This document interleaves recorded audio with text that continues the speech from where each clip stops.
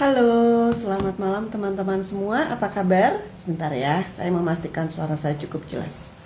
Oke, malam hari ini kita ketemu lagi di acara kita Leadership Gen Z Talk Series di episode yang ke-48. Tidak terasa ya, 48. Nah, di episode kali ini malam ini saya mengambil judul Bertahan atau Pindah. Cara kita membaca masa depan karir secara objektif. Kenapa saya mengambil fenomena ini gitu ya? Kenapa saya mengambil judul ini? Karena ada sejumlah fenomena yang saya lihat dalam keseharian. Yang pertama adalah adanya kecenderungan dari Gen Z itu untuk mudah sekali pindah-pindah kerja. Gitu ya. Jadi hari ini yang namanya anak-anak Gen Z itu kerja 3 bulan di satu perusahaan itu sudah mereka nilai kelamaan. 3 bulan itu buat mereka itu sudah cukup lama gitu kan. Itu yang pertama. Kemudian ada juga beberapa millennials khususnya gitu ya, atau Gen Z ya, atau millennials lah khususnya, itu yang terjebak di persimpangan karir gitu ya. Saya sering sekali ketemu dengan para profesional gitu ya, yang wajahnya itu lelah banget gitu ya, apalagi kalau kerja di Jakarta gitu kan. Itu kita pulang pergi aja sudah menggerus emosi kita tuh gitu ya. Nah, para profesional ini sebetulnya memiliki kompetensi yang bagus, pengalamannya juga bagus, tetapi wajahnya itu lelah gitu ya, kayak nggak happy gitu. Tapi mereka mau keluar dari perusahaan, mereka takut ambil risiko atau takut gagal untuk mendapatkan pekerjaan di tempat yang baru, apalagi di kondisi ekonomi yang sekarang gitu ya. Kemudian juga usia itu juga sangat menentukan. Kemudian kalau saya pindah ke tempat yang baru, saya harus mulai dari nol lagi, membangun kredibilitas, membangun achievement, saya harus mulai dari nol lagi. Sehingga mereka tidak yakin untuk pindah ke tempat yang baru. Kemudian ada juga profesional yang dengan mudahnya pindah. Yang ketiga nih ya, fenomena yang ketiga. Itu dengan mudahnya pindah. Pindah ini gitu ya, ketika mereka pindah, ekspektasinya di tempat yang baru mereka akan menemukan environment atau permasalahan yang baru. Jadi pindah ke tempat yang baru karena tidak mau berhadapan dengan masalah di tempat yang lama. Kebanyakan berpindah tempat kerja, dia akan menemukan masalah yang sama juga gitu ya, hanya organisasinya yang berbeda-beda gitu kan. Nah, kemudian fenomena lainnya gitu ya. Kemudian fenomena yang lainnya adalah mereka yang kemudian mulai merasa bahwa ini saya karirnya kerja cukup lama di organisasi atau di perusahaan, ini karir saya kok stuck ya, jalan di tempat ya gitu ya. Nah, ini yang membuat saya mengambil judul ini gitu ya, fenomena-fenomena yang tadi. Dan khususnya untuk para Gen Z yang sangat mudah untuk berpindah, IG Live malam ini sangat penting sekali buat teman-teman Gen Z. Baik, nah kalau kita bilang bahwa masalahnya itu bukan masalah kita bertahan di satu perusahaan atau kita pindah gitu ya. Pada saat kita berpindah pun harusnya kita sudah memiliki suatu roadmap gitu kan.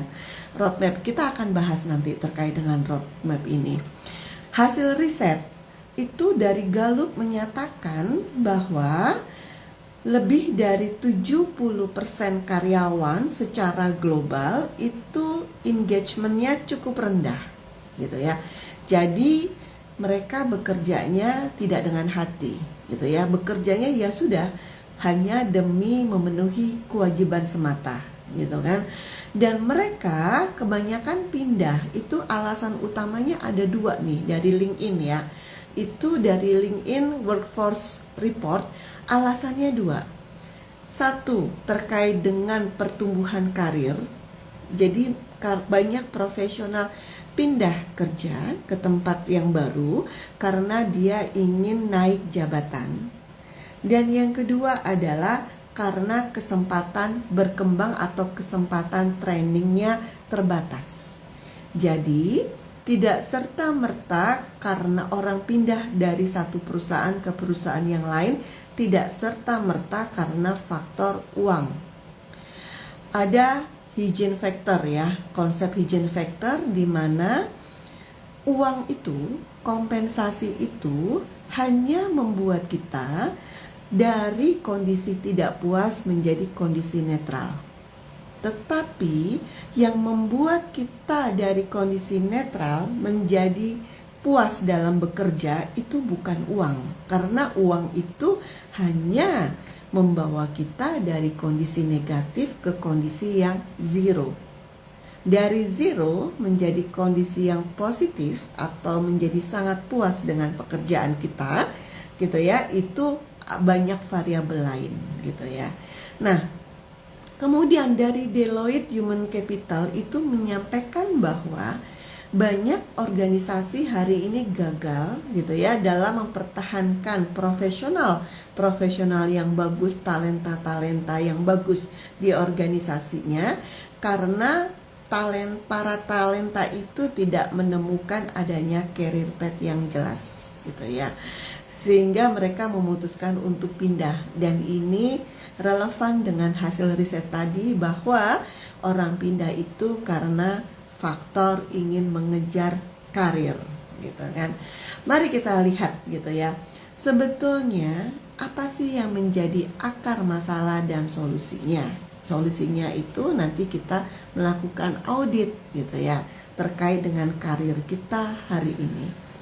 Akar masalahnya adalah sebagian besar profesional kita itu tidak memiliki yang namanya roadmap karir, tidak memiliki yang namanya peta karir pribadi.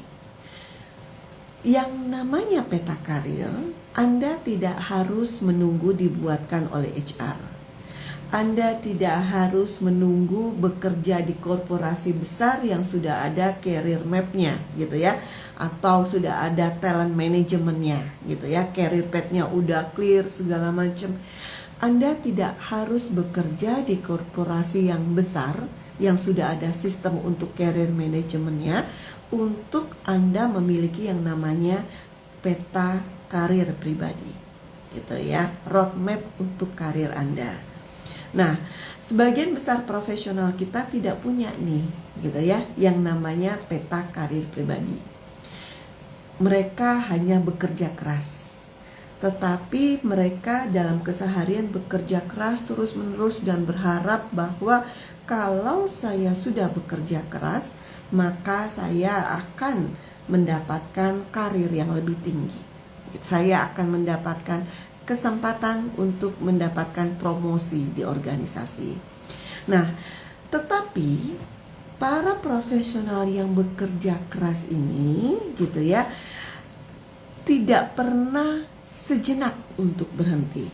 Kalau teman-teman di sini profesional yang sudah bekerja keras dalam keseharian, saya mengajak teman-teman untuk berhenti sejenak dan menanyakan dua pertanyaan fundamental ke diri kita sendiri. Pertanyaan yang pertama adalah, ini saya sedang berkembang, saya bekerja keras untuk mengembangkan diri saya atau sekedar sibuk? Saya ulangi lagi. Pertanyaan yang pertama, kita bertanya ke diri kita sendiri, saya sedang berkembang atau saya sekedar sibuk nih hari-hari di kantor? Yang kedua, apakah skill saya hari ini itu masih relevan untuk kebutuhan industri dalam 2-3 tahun ke depan? Atau 2-3 tahun ke depan skill saya hari ini sudah usang? Dua pertanyaan itu.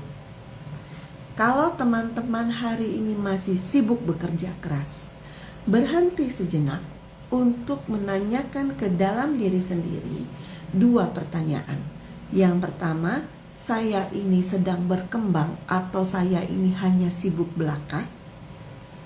Yang kedua, skill saya hari ini apakah masih relevan, masih dibutuhkan dalam 2-3 tahun yang akan datang? Atau sudah usang nih 2-3 tahun? Pertanyaan itu. Bukan pertanyaan, aduh berapa lama ya saya sudah bekerja ya di perusahaan ini. Masa kerja saya sudah sekian tahun gitu ya. Jabatan saya ini sudah sesuai atau belum ya? Kemudian ini gaji saya sudah oke atau belum nih? Kebanyakan kita di organisasi dan kita merasa sudah bekerja keras, kita mempertanyakan 3 pertanyaan yang tadi. Lama kerja, masa kerja, jabatan, dan gaji. Bukan 3 itu yang kita tanyakan ke diri kita, tetapi 2 pertanyaan tadi, yaitu sedang berkembang atau sekedar sibuk, dan yang kedua, skillnya masih relevan atau tidak dengan kebutuhan industri atau organisasi dalam 2-3 tahun ke depan. Ya, jadi itu. Nah, kenapa?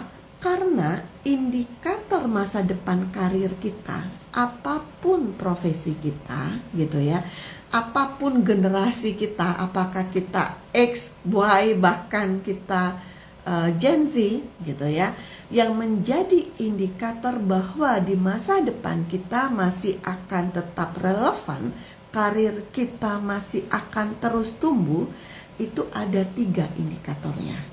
Yang pertama adalah learning velocity. Indikator pertama learning velocity.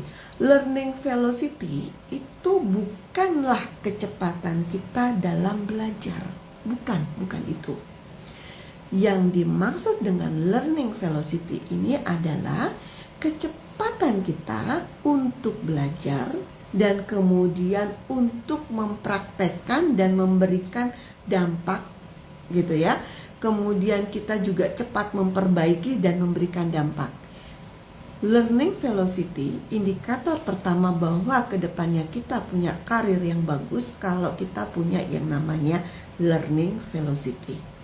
Kemampuan kita belajar, kemampuan kita untuk mempraktekkan dan memberikan dampak dari hasil belajar kita. Itu yang pertama, gitu ya. Yang kedua, exposure kita terkait dengan tantangan baru, gitu ya. Apakah organisasi kita, apakah pekerjaan kita, gitu ya, apakah masalah-masalah di dalam pekerjaan kita itu kita jadikan sebagai obstacles, sebagai barrier untuk karir kita, atau kita jadikan itu sebagai sarana untuk kita naik kelas. Sudut pandangnya berbeda. Saya di LinkedIn sempat posting gitu ya terkait dengan dampak HR gitu ya di organisasi. Kemudian ada beberapa teman yang komen bahwa ya HR-nya kurang berdampak karena tidak diberikan kesempatan oleh organisasi. Mengutip dengan bahasanya Pak Mario Teguh, motivator gitu ya.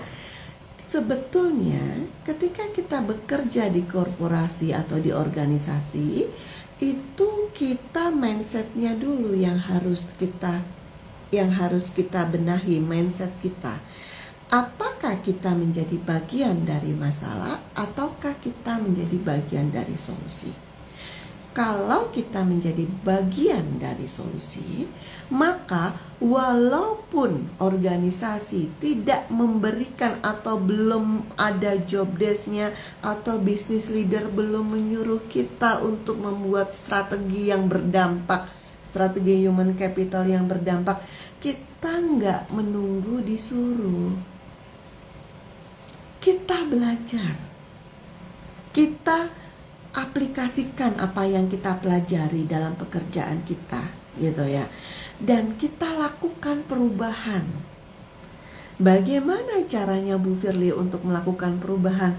Teman-teman kalau follow saya di IG atau di LinkedIn, saya setiap hari mengirimkan postingan-postingan tentang bagaimana kita menjadi HR yang menjadi profesional yang memberikan dampak bagi organisasi kita. Ya, itu bisa dipraktekkan apa yang saya sampaikan. Kenapa saya mengatakan pasti bisa dipraktekkan? Karena saya sendiri sudah mempraktekkan apa yang saya tulis. Mustahil saya menyuruh mustahil saya memberikan postingan yang saya tidak pernah praktekkan. Semua sudah saya praktekkan, ya. Jadi itu bisa dipakai. Yang ketiga, terkait dengan kematangan kompetensi. Banyak hari ini gitu ya, jangankan di Gen Z, saya sedikit cerita. Teman-teman saya di Gen X gitu ya. Kebetulan saya Gen X dan teman-teman saya gitu ya, itu banyak ketika mereka muda, mereka itu menjadi kutu loncat. Pindah sini, pindah sana, ada naik gaji dikit pindah, ada karir jabatan naik pindah dan seterusnya. Kutu loncat gitu kan. Nah, apa yang terjadi di usia sekarang gitu? Banyak sekali teman-teman saya yang kompetensinya itu aja, tidak berkembang, karena yang dicari itu adalah jabatan dan gaji. Sehingga ketika perusahaan in this economy, banyak perusahaan melakukan efisiensi. Dan kalau kita tidak mengembangkan kompetensi, tidak mematangkan kompetensi kita akan sangat mudah disalip oleh anak-anak yang lebih muda. Apa bedanya daripada perusahaan bayar gaji kita yang punya masa kerja cukup panjang? Lebih baik mereka bayar anak-anak muda ya, yang punya kemampuan sama dengan kita dan gajinya lebih murah gitu ya, lebih rendah gitu kan. Nah, ini yang tiga ini indikatornya. Pertama adalah learning velocity, yang kedua adalah exposure terkait dengan tantangan-tantangan baru, dan yang ketiga terkait dengan kematangan kompetensi kita. Ya, kematangan kompetensi kita. Bu Firly, bagaimana dengan yang namanya saya ikut training macam-macam, berarti kan saya sudah kompeten, Bu Firly? Jawaban saya, belum tentu. Banyak teman-teman saya di usia saya sudah mengambil S2, sudah ikut berbagai macam pelatihan. Ketika mereka menjadi konsultan, mereka tidak memiliki kemampuan memahami konteks. Sehingga kompetensinya itu hanya pengetahuan atau konten. Kematangan kompetensi terkait dengan suatu konten itu definisinya bukan memahami konten atau how to. Kematangan kompetensi itu definisinya adalah kemampuan kita mengimplementasikan konten sesuai dengan konteks, sesuai dengan karakteristik industri, sesuai dengan tingkat kematangan organisasi. Itu baru kematangan kompetensi, ya. Jadi kematangan kompetensi itu bukanlah sertifikat yang kita miliki, banyak sekali sertifikat yang kita miliki gitu ya, atau ijazah atau apapun, bukan. Kematangan kompetensi itu kemampuan kita menerjemahkan konten sesuai dengan konteks organisasi di mana kita bekerja. Itu kematangan kompetensi. Nah, yang pertama tadi ini ya. Jadi yang pertama tadi adalah karena kita tidak pernah memetakan posisi karir kita secara objektif, hanya bekerja keras mata. Akar masalah yang kedua itu adalah banyak sekali keputusan karir kita itu didorong oleh emosi, bukan didorong oleh data. Memang sebagai manusia itu kita ini kecenderungannya mengambil keputusan berdasarkan emosi, gitu kan? Misal aduh aku capek nih punya atasan toksik, resign. Ini budaya organisasi ini toksik banget, resign. Ini kayaknya saya tidak diapresiasi nih sama perusahaan, resign. Nah, banyak keputusan penting gitu ya yang kemudian karena faktor emosi. Emosi yang dirasakan pada saat kita menghadapi hal-hal yang tidak menyenangkan, emosi itu valid, tidak salah. Tetapi dalam proses pengambilan keputusan terkait dengan karir, teman-teman berpikirnya dengan logika juga untuk memikirkan yang namanya dampak jangka panjang. Dampak jangka panjang gitu ya. Jadi kalau environment kita itu banyak sekali masalah, perhatikan dulu. Ini organisasi, perusahaan ini punya prospek untuk berkembang atau tidak. Kalau teman-teman bekerja di perusahaan kecil dan tidak memiliki prospek berkembang, itu patut dipertimbangkan untuk keluar. Tapi kalau teman-teman melihat bahwa perusahaan ini adalah memiliki prospek yang untuk berkembang, itu patut dipertimbangkan. Kemudian struktur karirnya realistis enggak? Gitu ya. Artinya bagaimana perusahaan menerapkan kebijakan terkait dengan proses promosi di organisasi.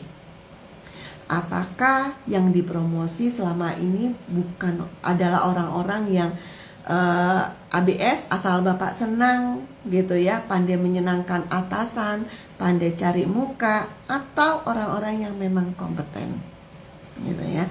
Kemudian apakah di organisasi itu memungkinkan untuk menyediakan satu ekosistem belajar. Saya dulu bekerja di korporasi yang cukup besar. Saya waktu masih muda tidak cukup matang dalam berpolitik gitu ya. Saya tidak suka berpolitik dan tidak cukup matang. Tetapi saya cukup lama bertahan di organisasi itu karena organisasi selalu memberikan saya mainan, memberikan saya kesempatan untuk belajar. Saya sangat terpapar dengan kesempatan berkembang. Jadi kalau setiap kali saya mau resign gitu ya, sudah ada tanda-tanda saya mau submit tuh surat resign karena saya ya sudahlah gitu ya. Itu mereka selalu bilang, oke, Firly, bolehlah gitu ya. Kamu pengen punya ide apa, ide kompetensi, mau ide apa lagi. Udah, kamu belajar di luar, nanti kamu praktek deh di kantor. Dan itu saya dapatkan selama bertahun-tahun. Itulah kenapa saya merasa bahwa itu menyediakan organisasi itu, walaupun mungkin agak-agak toksik, tapi menyediakan ekosistem untuk saya berkembang secara kompetensi dan mematangkan kompetensi saya. Dan terakhir saya resign karena sudah merasa oke, semua sistem human capital sudah saya develop, sudah running well, maka saya sudah tidak ada mainan lagi. Saya resign dan mereka kemudian memindahkan saya di tempat yang lain gitu ya, yang kemudian saya mendapatkan exposure yang baru, taman bermain yang baru, perusahaan yang berbeda tapi di dalam satu korporasi yang sama. Itu ceritanya teman-teman. Nah, yang kedua adalah akar masalah adalah keputusan karir harus didukung dengan logika karena jangka panjang. Apalagi teman-teman yang millennials ya. Millennials itu hari ini sangat dituntut dengan berbagai macam peran, menjadi ada keluarga gitu ya, keluarganya masih sedang keluarga muda yang harus membutuhkan banyak biaya dan sebagainya. Kemudian akar masalah yang ketiga itu adalah organisasi yang tidak memiliki atau tidak transparan dengan masa depan karir gitu ya. Organisasi yang tadi saya sampaikan, organisasi yang gak jelas. Kalau saya perform di posisi ini dalam waktu 3 tahun misalnya atau 2 tahun, saya kira-kira bisa nggak untuk menduduki posisi yang lebih tinggi, atau saya bisa nggak untuk belajar hal baru. Kalau yang namanya talent management, yang namanya career management, apalagi hari ini, tidak menunggu korporasi besar. Semua organisasi, apalagi berhadapan dengan Gen Z ya, gitu ya, itu dituntut untuk mulai memiliki talent management. Kalau dulu kita berpikirnya gitu ya, yang namanya HR itu dari proses rekrutmen sampai terminasi gitu ya. Hari ini bisa rekrutmen lagi, rehire lagi gitu kan. Semua bisa diputar lagi dan turnover karyawan cukup tinggi hari ini. Maka kebutuhan terkait dengan career management, talent management itu menjadi hal yang need sesuai dengan karakteristik dari pasar tenaga kerja kita hari ini. Nah, solusinya apa? Mari kita lihat solusi gitu ya. Kalau kita mau memetakan karir kita, yang pertama, kita harus melakukan audit karir pribadi kita. Langkah pertama, kita melakukan audit terkait dengan karir pribadi kita, gitu kan? Kita kalau melakukan checklist audit terhadap karir kita, jangan kita bertanya, saya udah berapa lama ya kerja di sini? Gaji saya sudah naik atau belum ya? Bukan. Apalagi soal gaji ya teman-teman, gitu ya. Jangan pernah teman-teman bekerja mengejar uang. Saya dari muda selalu menekankan, saya tidak mau bekerja lari-lari ngejar uang, karena uang itu ada batasnya. Apalagi ada AI, gitu ya. Tapi, gitu ya, buatlah teman-teman itu lari-lari karena dikejar uang. Beda mindsetnya. Kita dikejar-kejar oleh uang karena kita kompeten. Karena kita terus tumbuh menjadi profesional yang lebih baik. Kita dicari orang. Jangan ngemis uang. Kalau bekerja, jangan ngemis-ngemis untuk mendapatkan uang lebih. Bikinlah perusahaan-perusahaan itu lari-lari mengejar teman-teman untuk memberikan uang lebih. Ya, jadi jangan lagi nanya berapa lama kalau kita melakukan audit, tapi ada 3 pertanyaan kunci untuk audit awal kita. Yang pertama, saya hari-hari di perusahaan ini, apakah skill saya bertambah ataukah saya hanya ngulang aja deh? Skill saya bertambah atau saya hanya ngulang aja deh? Karena saya ngambil contoh. Yang namanya skill, katakanlah melakukan manpower planning lah. Kita orang HR melakukan manpower planning. Saya sering mengatakan, dulu saya belajar HR itu investasinya gila-gilaan tuh, gitu ya. Baik uang pribadi maupun uang perusahaan. Dulu ikut training itu bisa sampai zaman dulu belasan tahun yang lalu itu 2 hari bisa 6 juta saya ngambil, 5 juta, 6 juta gitu. Baik uang pribadi, saya suka nabung untuk ikut-ikut training, dan hari ini itu sangat murah gitu kan. Satu. Yang kedua, apa beda saya seorang yang sudah umur 49 tahun dalam melakukan manpower planning dengan teman-teman millennials yang usianya 33 tahun dalam melakukan planning, dalam melakukan MPP, manpower planning? Ada batasan yang namanya skill itu. Ada batasan. Jadi jangan terlalu bangga bahwa kita punya skill. Fenomena yang tadi gitu ya. Jangan terlalu bangga. Saya hari ini profesi saya sebagai trainer. Kalau saya hanya mengajar sama dengan anak millennials mengajar, apa bedanya? Jadi dalam bekerja, saya nggak menceritakan bagaimana apa strategi saya ya, tapi tetap saya mengajak teman-teman berpikir apa bedanya gitu ya. Kalau saya sibuk hari ini, pertanyaan audit pertama, skill saya nambah atau enggak? Satu. Yang kedua, saya punya banyak sekali sertifikat. Yang namanya sertifikasi itu luar biasa sekali, banyak sekali gitu ya. Saya bagian dari tim juga untuk sertifikasi ya. Nah, Pertanyaannya, apakah sertifikasi itu menunjukkan kompetensi saya atau hanya formalitas? Hari ini tuh banyak sekali sertifikasi-sertifikasi yang sifatnya formalitas. 3 hari 4 hari yang lalu saya bertemu dengan teman-teman lah seprofesi, sama-sama orang HR, dan kita membahas terkait dengan sertifikasi INA itu yang banyak di market gitu kan. Nah, pertanyaannya, apakah sertifikasi itu menjamin kita bisa? Belum tentu. Sertifikasi itu ibaratnya kita hanya punya tiket untuk masuk ke laga pertandingan. Teman-teman katakanlah punya sertifikasi sebagai HR Manager BNSP, misal gitu ya. Sertifikasi ini itu hanya tiket untuk ketika teman-teman pindah dari supervisor menjadi manajer di perusahaan yang baru, sudah punya tiket nih. Tiket doang, tiket masuk.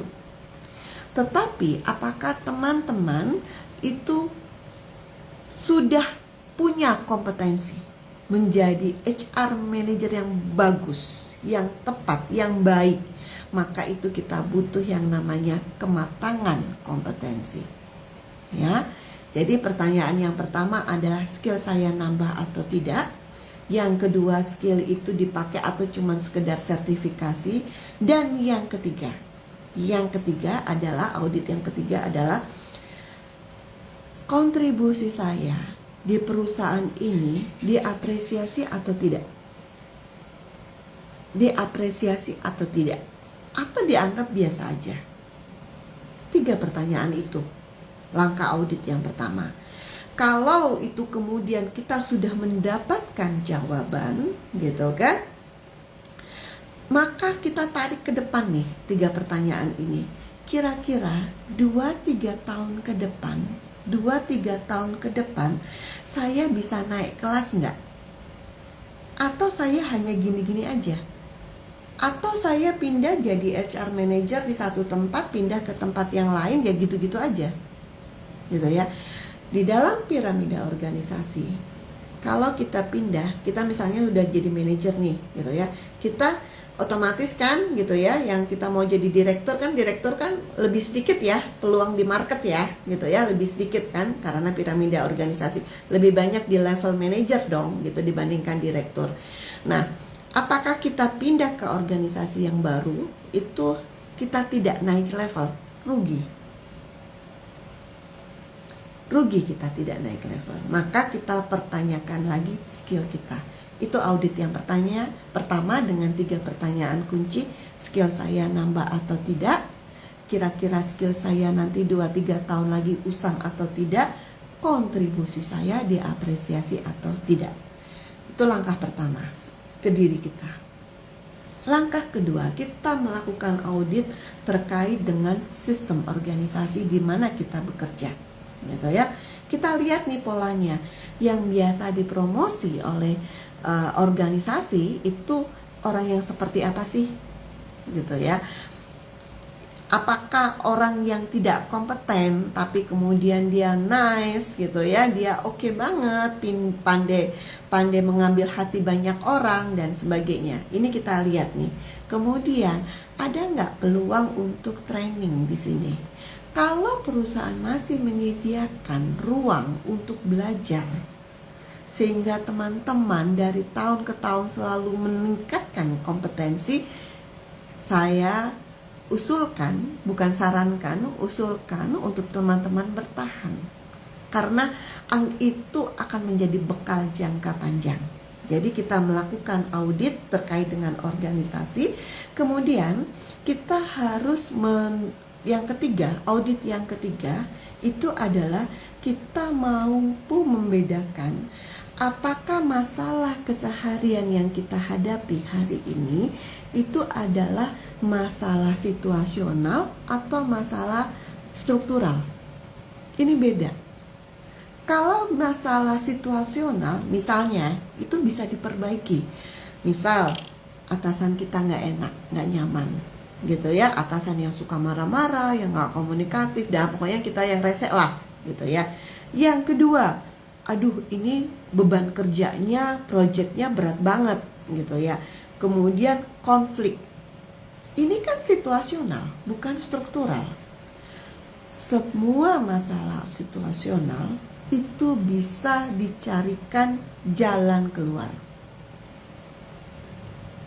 Masalah situasional itu bisa diselesaikan. Bisa diselesaikan masalah situasional.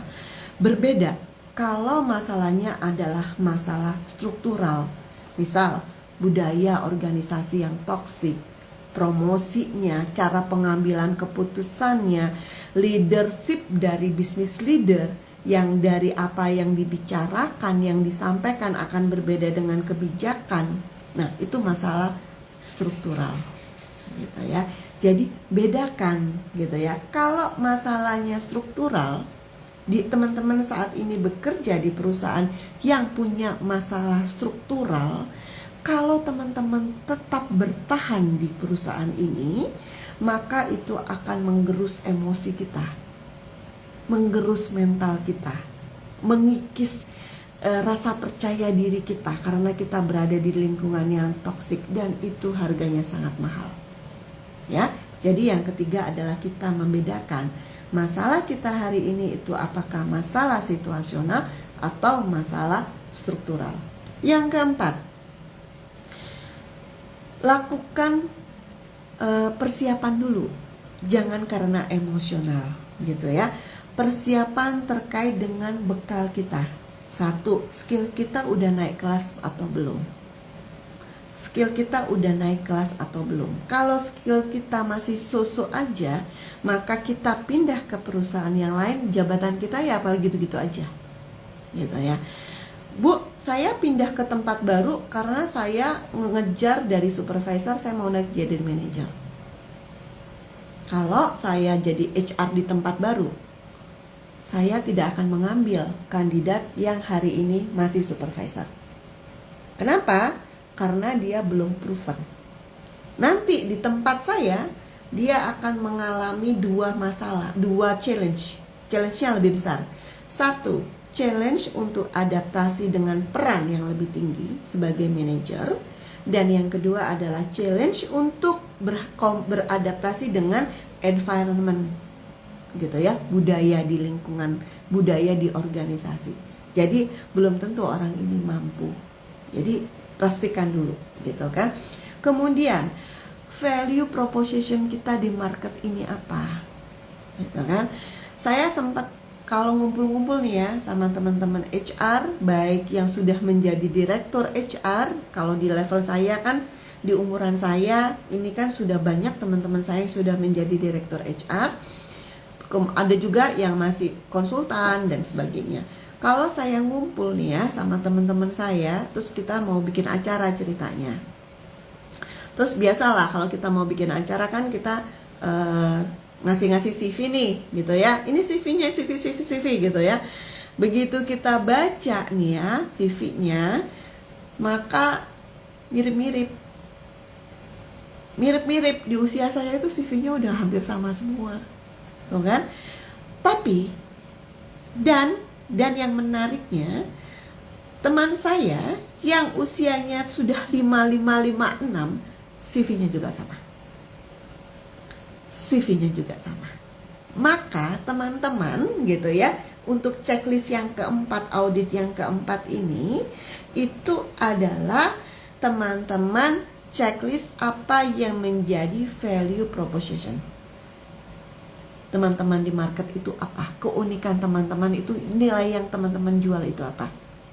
Saya pribadi sebagai konsultan, saya selalu mengatakan value proposition saya adalah saya bisa mengawinkan konsep yang sudah saya kuasai dengan konteks organisasi.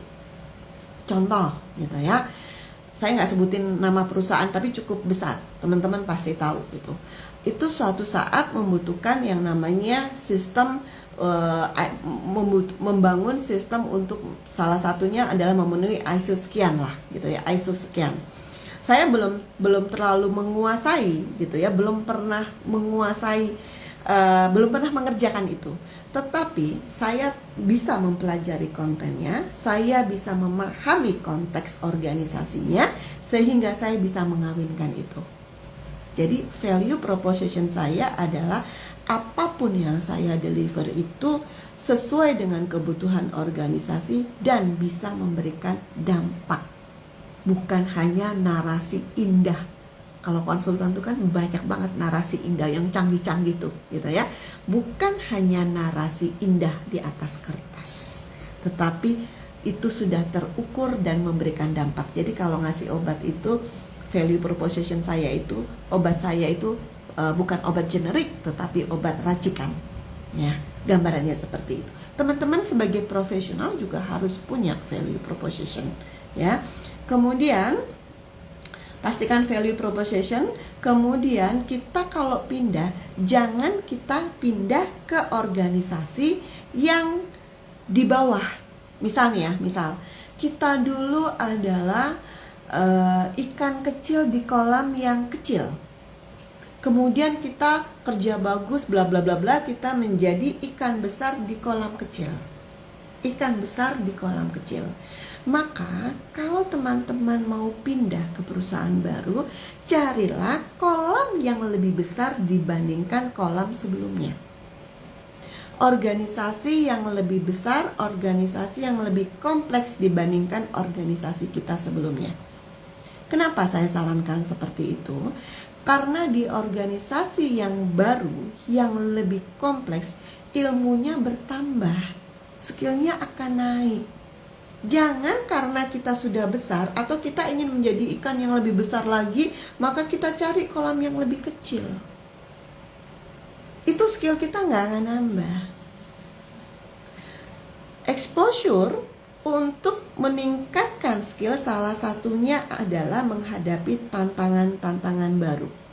Tantangan-tantangan baru bisa kita peroleh dari perusahaan-perusahaan yang lebih besar lagi, yang lebih dinamis lagi, dengan permasalahan yang lebih kompleks lagi. Ya, jadi saran saya kalau pindah, carilah kolam yang selalu lebih besar dibandingkan kolam kita sebelumnya. Ya, kemudian, jadi kalau kita pindah itu Jadi kesimpulannya apa? Satu gitu ya. Tadi saya mengambil fenomena ini karena hari ini banyak Gen-Z yang sangat mudah sekali untuk pindah kerja. Kerja 3 bulan buat Gen-Z sudah kelamaan. Ya. Bisa dibayangkan ya kematangan kompetensinya. Kemudian banyak banget profesional yang hari ini itu sebetulnya bagus, tapi ngerasa fatigue, wajahnya lelah karena tekanan di dalam pekerjaan sehingga pengen buru-buru pindah gitu ya. Jangan buru-buru pindah, lakukan audit dulu ya. Jangan buru-buru pindah. Kalau pindah karena emosi, percaya sama saya, di tempat yang baru Anda akan menemukan permasalahan yang sama, hanya bungkusnya saja di tempat yang berbeda gitu ya.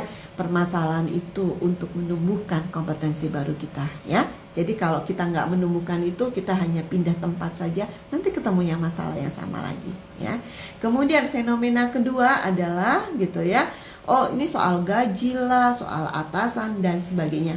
Ada faktor situasional yang mendorong kita untuk pindah. Dan kemudian yang ketiga, karir dan sebagainya.